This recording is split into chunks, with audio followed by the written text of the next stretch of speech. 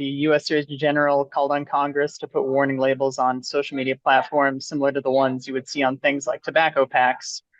And we hear that social media poses a profound risk to children's mental health from the Surgeon General. So, how much of a risk are we talking about? What are the potential consequences, and who's most at risk?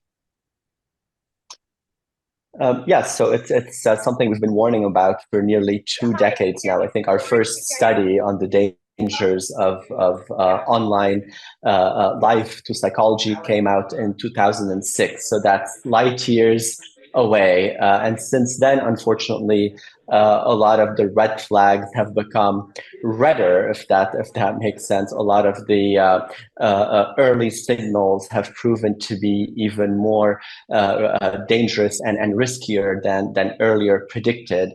Addiction is one thing that has been studied pretty extensively at this stage, and we know now that people can get addicted to online behaviors or to being online the way they can get addicted to a substance or to alcohol. This is something that has been substantiated in a number of studies, but there are many other risks beyond addiction. My personal work has focused a lot on changes in personality, negative changes in personality that happen online, from an increase in impulsivity and aggression and narcissism.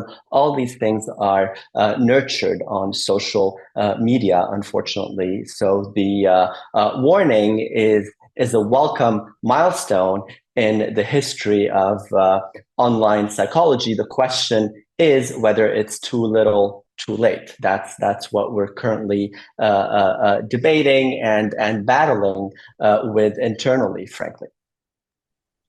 Yeah, that's great. So, going next year, is there any clear scientific evidence that the amount of time spent on social media has a direct impact on mental health? And is it all bad? Are there any positive impacts to social media use? There's certainly positive impact that we can point to. I run the anxiety disorders section, and we often will recommend dating, for example, to someone with severe social anxiety.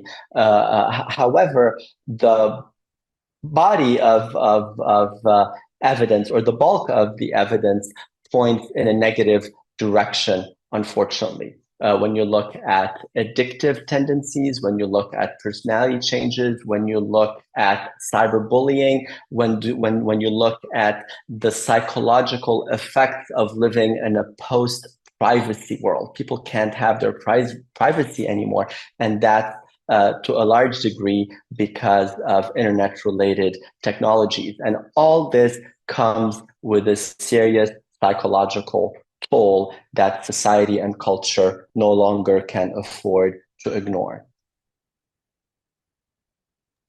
Yeah, so what steps can parents take to limit the amount of time their kids spend on social media, and how much could be too much?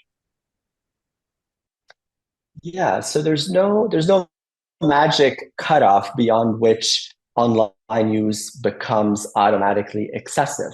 What parents should do is look at negative manifestations in crucial areas of functioning, whether it's relationships, friendship, performance in school, for adults, performance at work. Now, the really important issue that I've focused on in my work when it comes to how to raise children in this online Wild West is to try to set a good example. And that's become so difficult because we're just as addicted as that teenager who gets the bad rap. I mean, we're not necessarily always setting the right example when it comes to our own personal use of social media, of texting platforms, etc.